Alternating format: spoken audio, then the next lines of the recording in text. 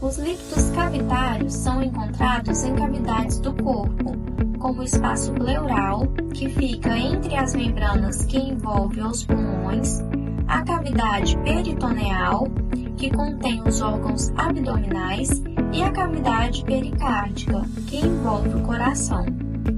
Sua formação depende da ultrafiltração através da membrana parietal, em função da pressão hidrostática, que é determinada principalmente pela pressão sanguínea e pela pressão conoidosmótica, ou seja, os líquidos cavitários são pequenas quantidades de fluidos, o qual é essencialmente um ultrafiltrado do sangue. As funções desses importantes líquidos fisiológicos são lubrificação de membranas e órgãos, facilitando assim a movimentação, e também possui a função de eliminar catabólitos e fornecimento de nutrientes. Para a gente compreender como é que a diferença do líquido transudado e o exudado, a gente precisa entender como é que funcionam esses líquidos normalmente no nosso corpo, de forma fisiológica.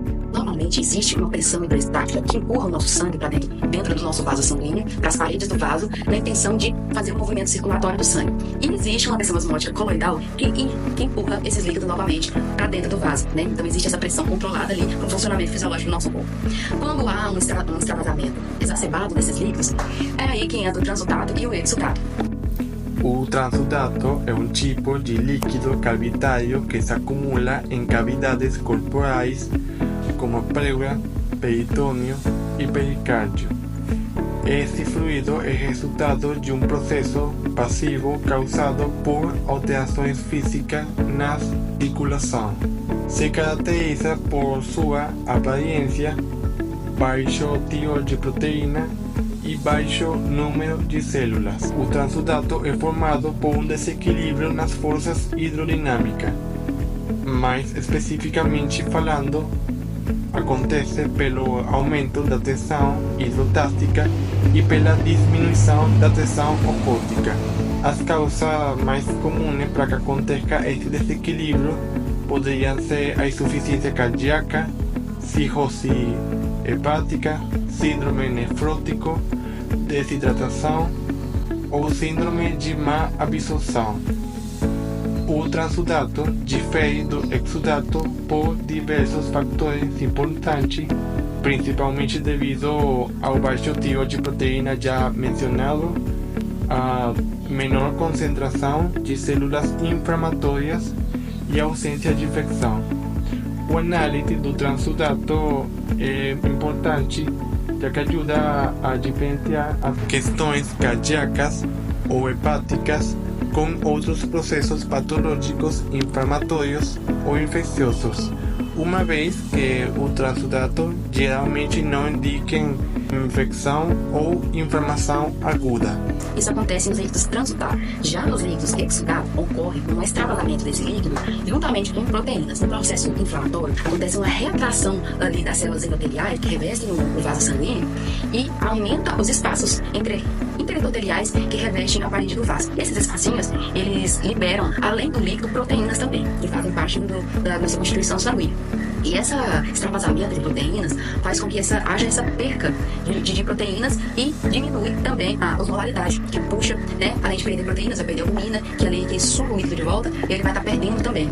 As diferenças dos líquidos transudato e exudato a gente vai perceber na sua constituição. No laboratório clínico a gente vai perceber que o transudato é um líquido mais líquido, né? Ele tem baixa constituição de proteínas, enquanto o exudato ele tem uma alta concentração de glicósidos, hemácias e diversas proteínas ali constituintes processo de inflamação. No entanto, o líquido exudato ele contém uma coloração diferente. Geralmente ele pode ser amarelado, o líquido ceroso, pode ser um líquido meio esverdeado, um líquido rico em proteínas. A gente consegue entender que o líquido exudato é resultado de uma resposta inflamatória.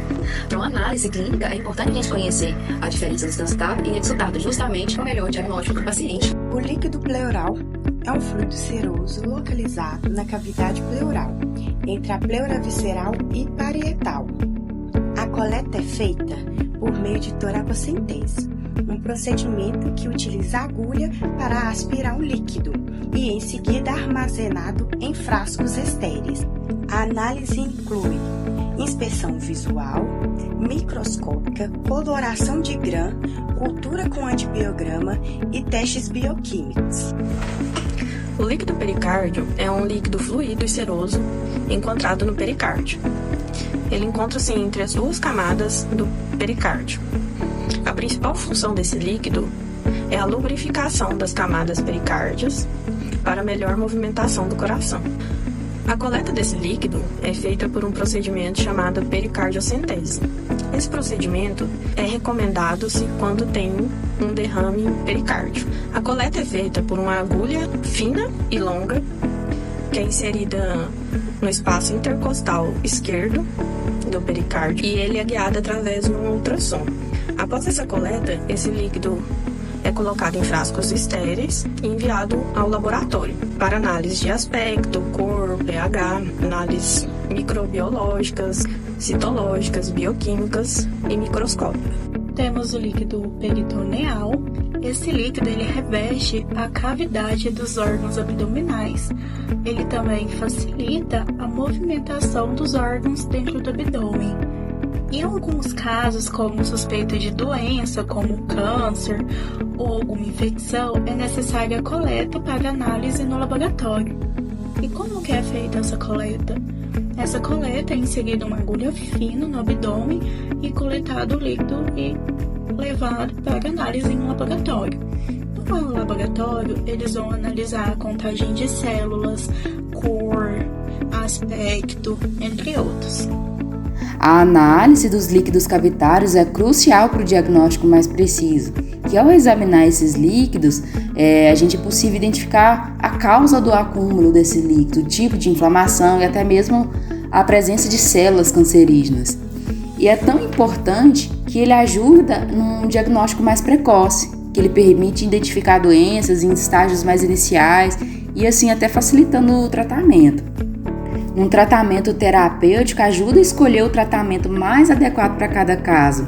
E durante o acompanhamento da evolução, ele permite avaliar a eficácia do tratamento e até mesmo identificar possíveis complicações.